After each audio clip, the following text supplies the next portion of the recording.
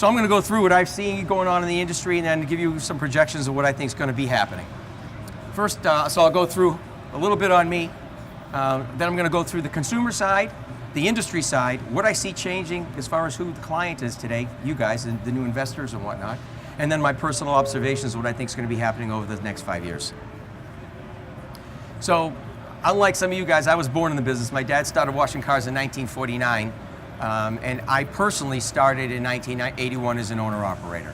He started Sonny's in 1978 as he got out of the retail side of the business and started a small parts company, which became what you see today. My brother and I started to get in the car wash business. I joined him in 81, did that for 10 years, and then I left the retail side, and I took over Sonny's in 1991. I've been running the company for the last 26 years. Consumer side, to start, IBIS World has looked at our industry and they have real great projections for us for the last 5 years. For the next 5 years, they still see growth. They just don't see growth at the same pace that they saw it in from 11 to 16. And why? Where are they seeing that this growth is going to come from? They actually believe that discretionary income is going to increase. They say that disposable income is going to increase by at least 2% a year over the next 5 years. And that they say that the households over $100,000 are going to continue to grow, and these are all people that are going to be spending their money at the car wash business. We've always believed we were tied to new car sales. You've seen what's happened in new car sales the last several years. They believe it's going to continue over the next 5, and they're also saying that new car registrations are going to increase at a rate of 1.2% for the next several years. They measure industrial value looking at GDP and how it works within an industry, and they say, although we're growing at an annualized rate of 3.1%, that equates to a growth of 2% over the same period, and then they say that as a result, our industry is roughly growing right in line with GDP, and they think that's going to continue. What I thought you guys would find interesting is they are telling us that for the next 5 years, we're going to see 1.7% new companies formed to go into this industry. That isn't 1.7% new locations, it's 1.7% new companies being built of people now going into the car wash business, which is huge. From what we're seeing on the OEM side, we're at the highest level we've ever seen in the US of the amount of sales going to companies like ours for conveyorized car washes. Much larger percentage of what we're making is staying in the United States because if you look at what's going on around the world, the economies overseas, like in Europe or whatnot, aren't really good right now, and our dollar got stronger, so we aren't as attractive overseas as we used to be. So the OEMs in this room are selling a lot of product to the market right here in the US, and we believe that the US market this year for tunnel is going to grow at the OEM level at least another 14%. I'm going to show you numbers of what has happened in the last 5 and show you just how aggressive the growth has been. Data Monitor is looking in and they say, okay, why is this happening? What's going on in our business? Well, they believe that it's all because of speed and convenience. They say that the American consumer values whatever's going to give them speed and convenience in their lives. They also look at what's going on of how many people are leaving the driveway and coming to a professional car wash. If you look at the numbers over the last 18 years, we've gone from 52% of the people surveyed saying the first place they wash is in the driveway, down to 28%. We've picked up 24 percentage points of the motoring public in the last 18 years. That is huge. So, of those that are washing professionally, where are they washing? Look at what happened. I couldn't find the 1996 data broken down, guys. The furthest back I could find was 2008. But look what happened over that span of time. 6% moved from washing at home to washing professionally, and they're saying that same 6% got picked up in the express or the exterior model. In my position, I would tell you that passes the smell test. That was exactly what I would have believed happened over that time. The data proved it out. So, of those that are washing professionally, where are they washing? Well, the part of the industry that I'm the most interested in, of course, being the tunnel experts, is the conveyorized side, right? So that's what my focus is going to be on these slides. 58% of those washing professionally are washing in a conveyorized setting. And here's the breakdown. What's the difference between pro only and pro most often? This study was over 400 pages long. For people who said they only wash at a professional car wash, that's your pro onlys. There are other people who say, usually I wash at a professional car wash, every once in a while I'll do it myself. But if you look at the breakdown, you got pretty much the same on both sides. You're looking at 58% going to the tunnel side of the business. How many newbies? How many people? This is usually what scares you guys. You guys think people wash a lot more than they typically do. 72% of the public out there only wash their car every couple of months or less. And here's how it gets broken down. We categorize the heavy users, which are a few times a month or more, your medium users, a couple times a month, and your light users. Here's how that breaks down into how many cars you're going to wash at your location. Those heavy users are going to account for 66% of your total car wash volume. Those medium users are going to account for 29%, and the light users are only 5%. We're starting to see this change, and I'm looking forward to seeing the 17 statistics, which I think they're going to introduce here at the show, because of what's happening with the unlimited plans. As you guys start to implement the unlimited plans at your locations, it's taking these lighter users to another level. And we have found it taking, I know where Zeev was in the room, but our guy from Atlanta and whatnot, we're watching this take locations that were mediocre sites and bringing them back to very profitable locations. The unlimited plan has really helped tremendously. When the study was done, they asked, why don't you come? Oh, why don't you wash more often? If you look at the 36% that said too expensive and the other 20% that said too time consuming, again, look what's going on between the Express and the Flex model. Answers both of those questions. Why don't they wash, or why do they wash at home? Cost. Why do they wash? Not because they get a clean car faster. They wash with you guys because it makes them feel good. That's the number one attribute of why they get their car washed. By the way, that's been consistent over study after study. What else do you need to know? You need to know that especially in the conveyorized model, over 50% of your clientele is going to be women. And that's also been very consistent. What we find when we interview clients at the end of our car washes that we do for our clients, what are the people saying? They say they like the idea of the quality, the convenience, the value, the speed, and consistency. They come up with those 5 attributes all the time. They also say they don't like being sold. They rather choose. What does that mean? Pay stations. Rather than having someone come up and try to sell them something at the car wash from a menu, they prefer to pick what they want. They say they don't like dealing with people. They rather deal with a machine, but they want to see that there is someone present in case they have an issue. They don't like giving up their vehicle, right? These people don't like to have people get in their vehicle or having to prepare for the wash. That was my wife. I have 4 kids. When I was growing up in the business, all my car washes were full service, and my wife used to say to me, I have to prepare the car to go to the car wash.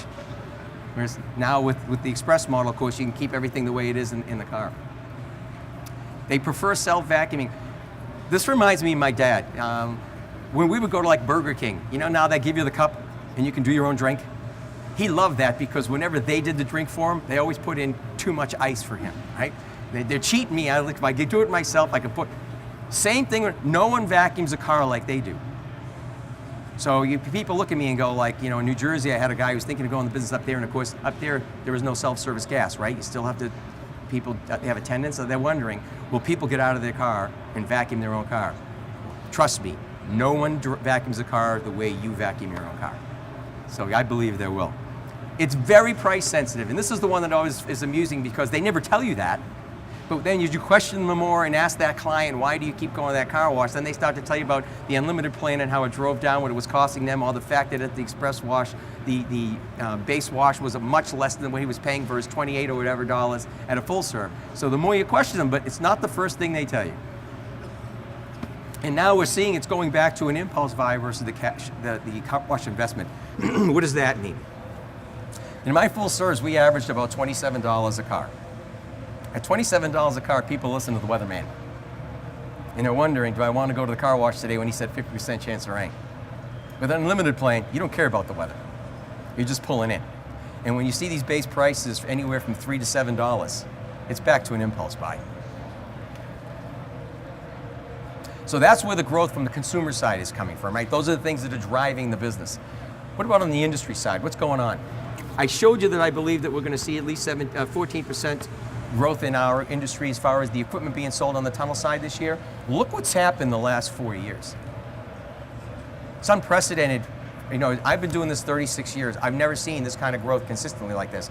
And if you look at the fact that at 15% of growth for 5 years, you double, what we're saying is by the end of 2017, there will be twice as much tunnel equipment sold this year than there was back in 13. And I see it still growing. Oh. This is an internal slide from Sonny's. Until this year, I would have told you that in round numbers, 80% of what we're shipping is going to Express, 15% is going to Flex, and 5% is going to full serve. Not after this year. Look what just happened. We had a big bump of what's going now to Express. What do we think is going to happen? We're watching these locations grow, and you're seeing with those kind of percentages going to express, yes, we believe the express piece of the market is what's driving the growth on the conveyorized side of the industry. We also see more and more of these mini tunnels being done. As you guys build out your brand, you're reaching into the smaller markets, and you're starting to do these smaller locations to build out your brand in an area and protect your territory. We also see you guys going out, you're having a hard time finding sites, so you're grabbing these old gas sites that are 150 by 150, which will fit a mini tunnel, and sometimes putting 2 mini tunnels on it to handle the volume that site will do. Branded locations will be the most successful. What do we mean by that? When we see a client go out there and build 4 or 5 in a territory and build a brand and market properly using his loyalty programs, his capture rate goes up versus if he just had 4 individual locations in that territory. So our most successful clients are the ones building a brand, and we believe that's going to continue. And the existing car wash customers are washing their cars more. And one of the big reasons why is the value offering of the unlimited plans.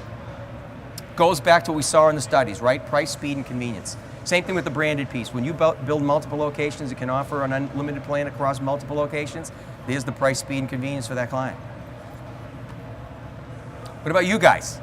So what have I seen happening with who the owner-operator is today?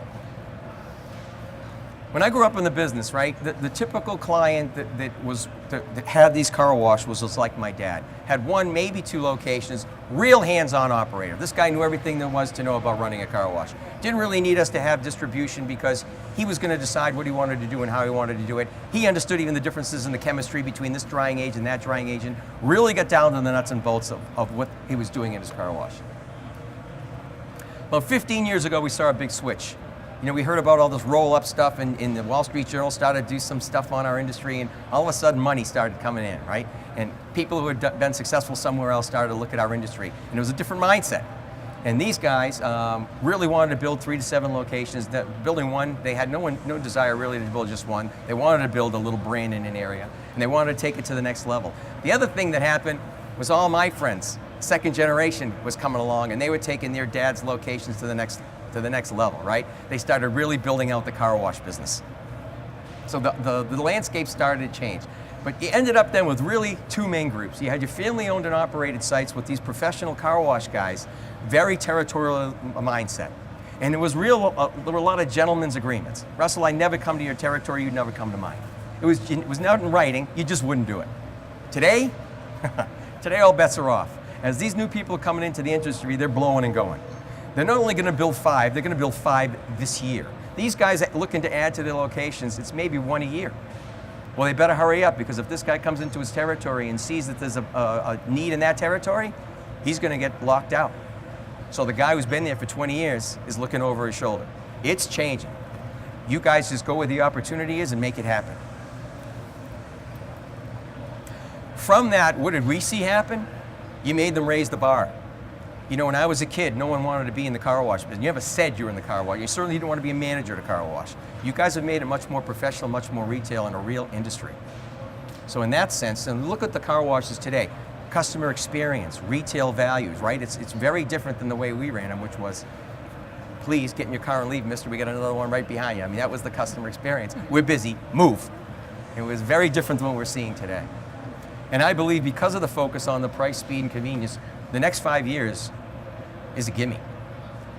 I don't see interest rates growing at enough to where it's going to stop you guys from continuing to grow. In fact, the biggest problem you guys are coming to me with isn't whether you're going to build more locations, it's finding those sites.